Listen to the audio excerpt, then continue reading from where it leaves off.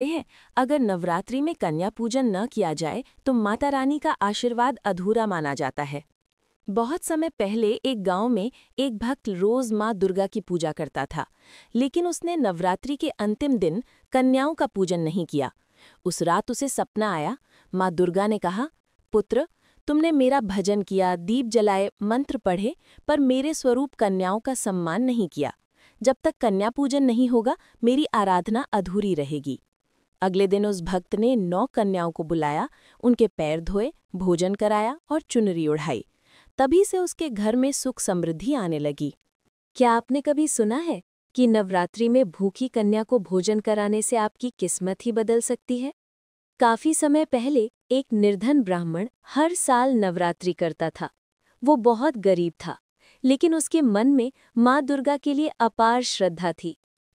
एक साल की नवरात्रि में उसके घर अन्न का एक दाना भी नहीं बचा था। फिर भी उसने संकल्प लिया कि चाहे मैं भूखा रहूं, लेकिन माँ की 9 कन्याओं को जरूर भोजन कराऊंगा।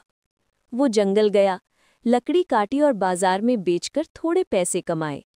उन्हीं पैसों से उसने चना, आटा और थोड़ा सा गुड़ खरीदा।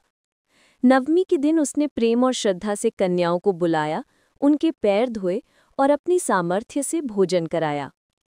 रात को जब वो सोया तो माँ दुर्गा स्वयं उसके सपने में प्रकट हुई और बोली, पुत्र, तूने अपनी भूख मिटाने से पहले मेरी कन्याओं की भूख मिटाई। आज से तेरे घर में कभी अन्न की कमी नहीं होगी। अगले ही दिन उसके घर किसी ने अनाज से भरी बोरी दान कर दी। धीरे धीरे उसका घर धन धान्य से भर गया। क्या आप जानते हैं माँ कात्यायनी का जन्म कैसे हुआ और क्यों इन्हें महिषासुर मर्दिनी कहा जाता है? बहुत समय पहले महिषासुर नाम का राक्षस तीनों लोकों पर अत्याचार कर रहा था। देवता उसके आतंक से डरकर भगवान विष्णु, शिव और ब्रह्मा के पास गए। तभी सभी देवताओं ने अपनी अपनी शक्तियां मिलाकर एक दिव्य तेज उत्पन्न किया। वो तेज ऋषि कात्यायन के आश्रम में प्रकट हुआ और वहां एक दिव्य कन्या का जन्म हुआ। ऋषि ने उस बालिका का पालन किया और उनका नाम रखा गया कात्यायनी। बड़ी होकर कात्यायनी माता का रूप अद्भुत और पराक्रमी था। उनके 4 हाथ थे, सिंह पर सवारी करती थीं और हाथों में तलवार व कमल धारण करती थीं।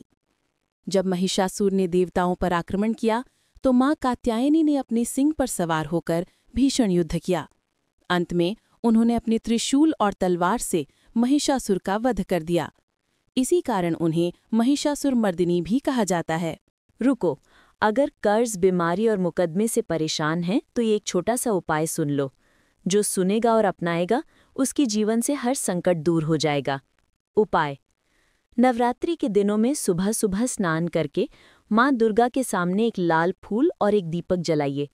फिर माता रानी से कहिए, हे माँ, जैसे आपने असुरों का नाश किया, वैसे ही मेरे जीवन से कर्ज, बीमारी और मुकदमे का नाश करो। माँ के आगमन के संकेत और दिव्य एहसास। सुगंध का फैलना।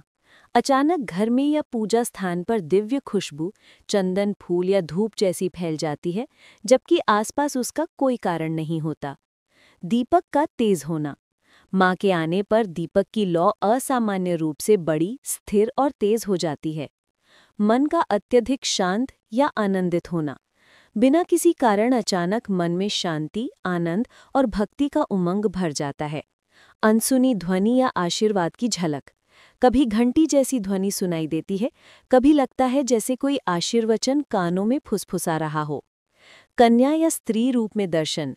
कई बार माँ किसी अनजान कन्या या साधारण स्त्री के रूप में आकर भोजन या सम्मान स्वीकार करती हैं और फिर अचानक गायब हो जाती हैं। सपनों में दिव्य दर्शन। भक्त को स्वप्न में माँ दुर्गा का स्वरूप दिखता है, कभी लाल चुनरी में, कभी प्रकाश के रूप में। आंसुओं का अपने आप बहना। भक्ति भाव में अचानक आंखों से आंसू बहने लगें तो ये भी देवी की उपस्थिति का संकेत है। सुगंध का फैलना। और निष्कर्ष, माँ के आगमन का सबसे बड़ा दिव्य एहसास होता है मन का बदल जाना। जहाँ पहले दुख, चिंता या खालीपन था, वहाँ अचानक विश्वास, शांति और प्रसन्नता भर जाती है। यही माँ का साक्षात आशीर्वाद है। रुको रुको, एक ही माता की कहानी सुनकर जाओ। जो इस छोटी सी कथा को सुनेगा वो धन्य हो जाएगा। सुनो, ध्यान से सुनो। कहानी